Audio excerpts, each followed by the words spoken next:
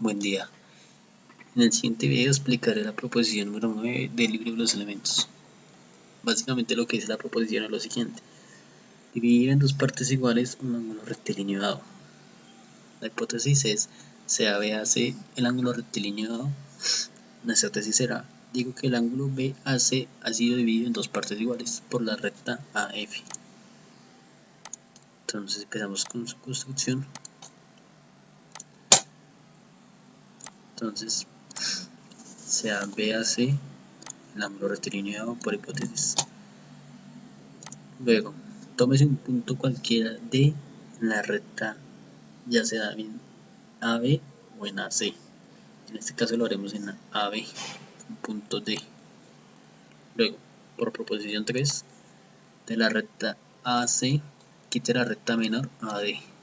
Esto es, tras una circunferencia con centro en A y distancia AD.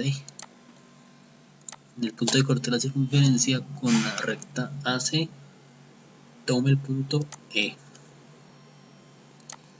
Por postulado 1, trace la recta de E. Luego, por proposición 1, dibújese sobre la recta DE el triángulo equilátero DEF. Esto es, con centro en E y distancia ED, trace la primera circunferencia, y con centro en D y distancia DE, trace la segunda circunferencia. En el punto de corte de las circunferencias, tome el punto F. Luego, por postulado 1, trace la recta DF y EF. Vamos a borrar esto. Y por último, trace la recta AF por postulado 1. Y ya queda listo la construcción.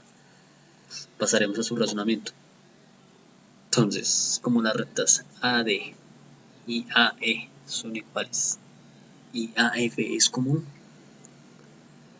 y DF y EF son iguales también por construcción, puedo decir que los triángulos DAF, AEF serán iguales y el ángulo DAF y EAF serán iguales también por proposición 8.